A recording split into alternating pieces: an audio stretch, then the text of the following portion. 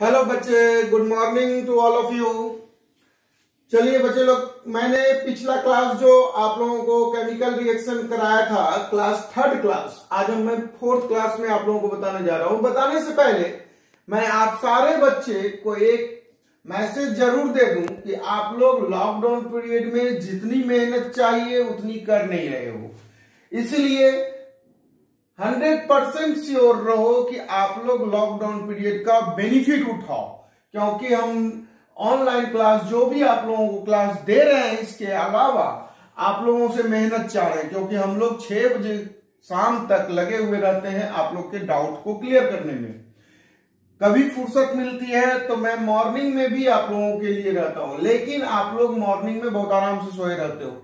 ठीक है बच्चे लोग, तो पहले इस चीज को ध्यान दोगे, मेहनत आज से 100% करोगे। बहुत ही अभी मुझे लग रही है कि आप लोग कमी कर रहे हो मेहनत में। चलो मैं प्रीवियस क्लास को एक बार रिवीजन करा दूं। मैंने प्रीवियस क्लास में आप लोगों को केमिकल रिएक्शन में बताया था कि element element element compound compound compound, ये 3 टाइप का केमिकल रिएक्शन मैंने बताया था, जिसमें कि आप लोगों को कुछ मैंने बताया था कि एसिड क्या है, बेस क्या है, सॉल्ट क्या है। इसको ध्यान में रखना जरूरी है, क्योंकि आप जब भी केमिकल रिएक्शन जब भी आप पढ़ते हो तो उसमें एसिड बेस सॉल्ट की किसी भी कंपाउंड में जिक्र होती है। कंपाउंड का टाइप एसिड बेस सॉल्ट है। मैंने बताया था पिछले क्लास में कि एसिड क्या है, जो हाइड्रोजन आयन से स्टार्ट होता है, जैसे HCl, HBr, H2SO4, ठीक है, HNO3, H2CO3, ये सारा एसिड हो गया, क्योंकि इसका स्टार्टिंग हाइड्रोजन आयन से हुआ है, और मैंने आप लोगों को प्रीवियस क्लास में बताया था। बेस क्या है, तो जितने भी मेटेलिक ऑक्साइड हैं, sodium oxide, potassium oxide, calcium oxide, magnesium oxide etcetera, ये सारे मेटेलिक ऑक्साइड है, जिसको हम लोग बेसिक ऑक्साइड कहते हैं, क्योंकि इसका नेचर बेसिक होता है। अदरवाइज बेस के लिए मैंने बताया था कि आपको सोडियम हाइड्रोक्साइड अगर OH लास्ट में रहे, पोटेशियम हाइड्रोक्साइड OH लास्ट में रहे, कैल्शियम हाइड्रोक्साइड OH लास्ट में रहे, मैग्नीशियम हाइड्रोक्साइड अगर OH लास्ट में रहे, तो हम लोग इसको समझेंगे कि ये बेस है। जैसा कि मैंने बताया था, ये बेस हुआ, ये एसिड हुआ। और सॉल्ट के बारे में मैंने आप लोगों को बताया था कि जो हाइड्रोजन आयन से स्टार्ट ना हो, जिसका लास्ट O या OH पर ना हो, उससे जितने भी सब्सटेंस होंगे, जितने भी कंपाउंड होंगे, वो सारा कंपाउंड सॉल्ट होगा। For example NaCl, KCl chloride salt, KBr, NaBr bromide salt, K2SO4, Al2SO4 sulphate salt.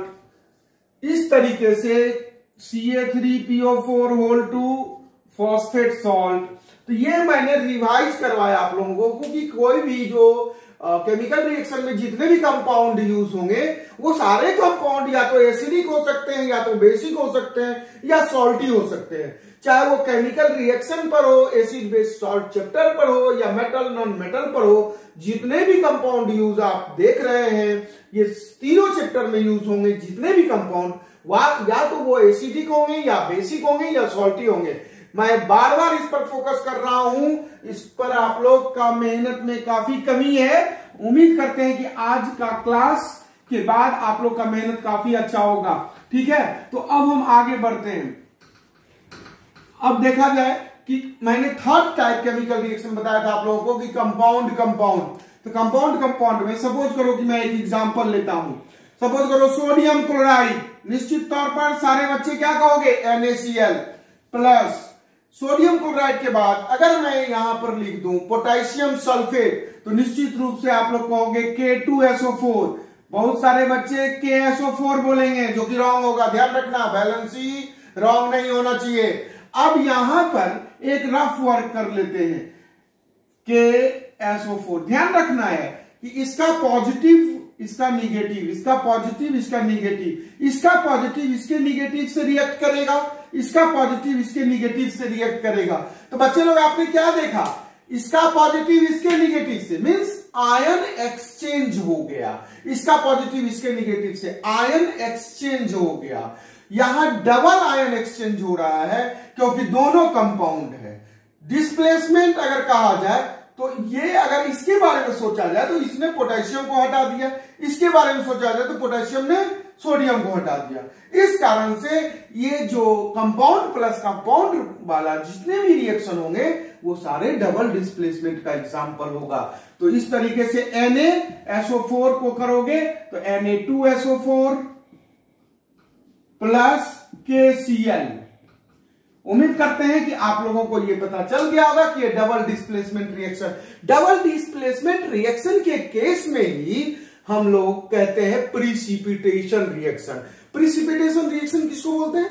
अगर कोई सॉलिड फॉर्म में सब्सटेंस आता है, प्रिसिपिटेट मींस कि कोई भी वर्क अगर करते हो, कुछ मान लो सपोज करो अपने घर में किसी भी चीजों को आप साफ करते हो, सपोज करो कि आप चावल को साफ करें तो उसमें क्या होता है?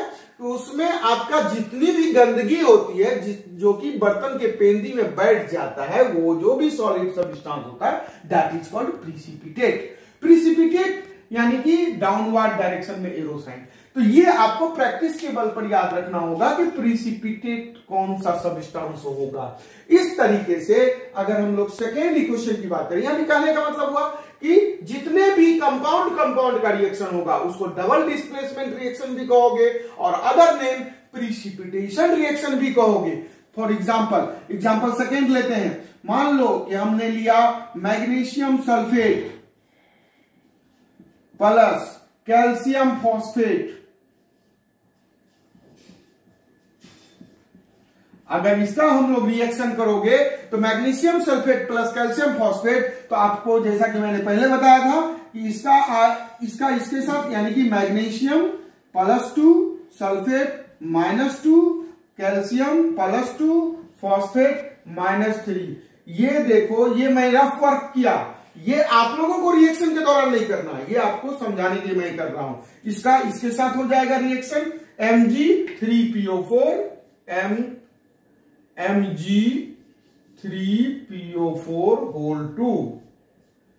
प्लस ये 2 और ये 2 cancel, same valency cancel out, CaSO4। इस तरीके से आप समझ सकते हैं कि जितने भी डबल डिस्प्लेसमेंट रिएक्शन होंगे, जितने भी कंपाउंड के रिएक्शन होंगे, वही रिएक्शन डबल डिस्प्लेसमेंट कहलाएगा, क्योंकि इसमें आयन का एक्सचेंज होता है दो जगह, एक यहां से यहां, एक यहां से यहां। जो आयन एक्सचेंज हुआ इस कारण से इसको हम लोग डबल डिस्प्लेसमेंट कहें। जो भी प्रिसिपिटेट फॉर्म हो जाता है जिस कारण से डबल डिस्प्लेसमेंट रिएक्शन को हम लोग प्रिसिपिटेशन रिएक्शन भी कहते हैं। ठीक है, चलो बच्चे लोग नेक्स्ट एग्जांपल हम लोग लेते हैं। ध्यान रखना है ये क्या था, कौन सा कंपाउंड था, आप लोगों को मैंने बताया था। ये कैटेगरी खुद आपको समझना है। सॉल्ट, ये क्या है? सॉल्ट। ना ही एसिड है ना ही बेस है, ना ही एसिड है ना ही बेस है, तो ये salt plus salt that is salt plus salt. यानी कि सॉल्ट और सॉल्ट के केमिकल रिएक्शन में सब्सटेंस का नेचर चेंज नहीं होता है, दोनों सॉल्ट प्रोडक्ट फॉर्म में भी सॉल्ट और सॉल्ट। इसको हम लोग क्या बोलते हैं बच्चे लोग? रिएक्टेंट। इसको रिएक्टेंट और इसको प्रोडक्ट। रिएक्टेंट केमिकल रिएक्शन में जब भी आप स्टार्ट करोगे उसी वक्त पढ़ोगे the substance which take part in chemical reaction is called reactant. Arrow sign के लेफ्ट साइड जो भी सब्सटेंस यूज हुआ वो रिएक्टेंट, एंड एरो साइन के राइट साइड जो सब्सटेंस आया, फॉर्मेशन हुआ, वो प्रोडक्ट, यानी the result of chemical reaction is called product. तो this is called reactant and this is called product. ठीक है, तो ये समझना, ये आपको समझना है कि ये सॉल्ट है, ये सॉल्ट है, ये सॉल्ट, मैंने पढ़ा चुका है पहले ही। नेक्स्ट एग्जांपल देखो।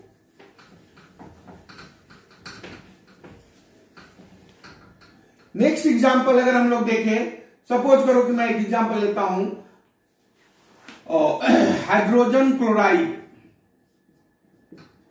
Plus sodium hydroxide.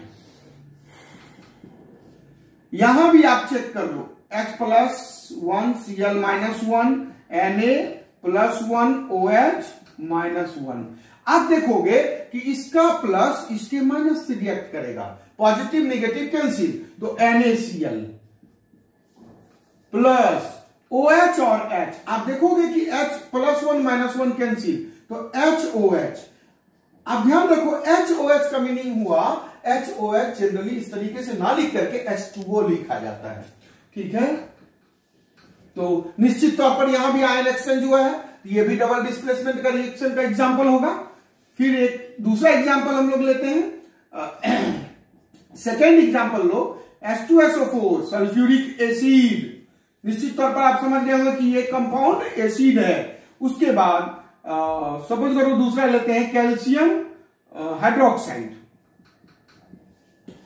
आप देखोगे कि ये एसिड है क्योंकि स्टार्टिंग हाइड्रोजन आयन से हुआ है, ये बेस है क्योंकि इसका एंड हाइड्रोक्साइड आयन पर हुआ है। एसिड का रिएक्शन बेस के साथ हो रहा है। फिर वही काम H किससे करेगा, तो इसके OH से करेगा। Ca किससे करेगा, इसके SO4 से करेगा। मैं इस बार रफ वर्क नहीं कर रहा हूं, आपको ध्यान में होना चाहिए कि इसका वैलेंसी +2 और इसका -2 दोनों कैंसिल आउट। इस तरीके से CaSO4 प्लस H और OH मिलके H2O।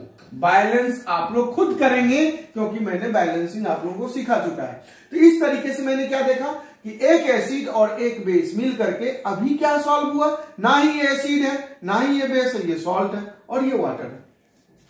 यहां भी एसिड प्लस बेस, गौर करो एसिड है, ये बेस है, सॉल्ट और water. Next example, hydrogen phosphate plus hydrogen phosphate के साथ आप देखो, मैं एक एग्जांपल ले रहा हूं, कैल्शियम हाइड्रोक्साइड सपोज कर लो, दैट इज व्हाट। तो कैल्शियम पॉजिटिव वैलेंसी और ये निगेटिव, तो निश्चित है कि इसका इसके साथ रिएक्शन होगा, कैल्शियम का फॉस्फेट के साथ। फॉस्फेट 3 कैल्शियम 2, इस तरीके से Ca3PO4 होल 2 प्लस OH और H मिलकर के H2O ही होगा। तो फिर आप देखो acid plus base, that is what, salt and water. Next example, HNO3 plus BaOH whole 2। निश्चित तौर पर आप फिर देखोगे कि ये बेस है, ये एसिड है, BaNO3 से करेगा। Ba का वैलेंसी होता है बच्चे लोग +2 और NO3 -1। इस तरीके से BaNO3 होल 2। तो फिर से मैं एक बार रिपीट करूं, HNO3 प्लस BaOH होल 2। आपने देखा Ba का पॉजिटिव वैलेंसी इसके नेगेटिव के साथ करेगा, इसका +2 इसका -1, तो BaNO3 होल 2 प्लस OH और H मिलकर के ऑलवेज H2O।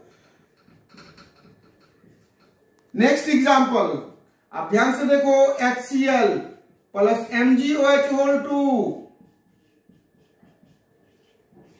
दैट इज, अब यहां HCl acid, MgOH whole 2 base, magnesium hydroxide, तो फिर रिएक्शन होगा तो MgCl के साथ करेगा। निश्चित तौर पर आप समझ गए होंगे MgCl2 और H2O।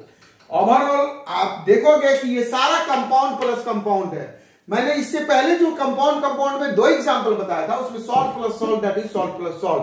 But here acid plus base, that is salt plus water. Acid base salt water, acid base salt water. Overall अगर चेक करें तो सारे किसी भी एसिड को किसी भी बेस से कराओ तो सॉल्ट और वाटर ही ऑलवेज होगा, ठीक।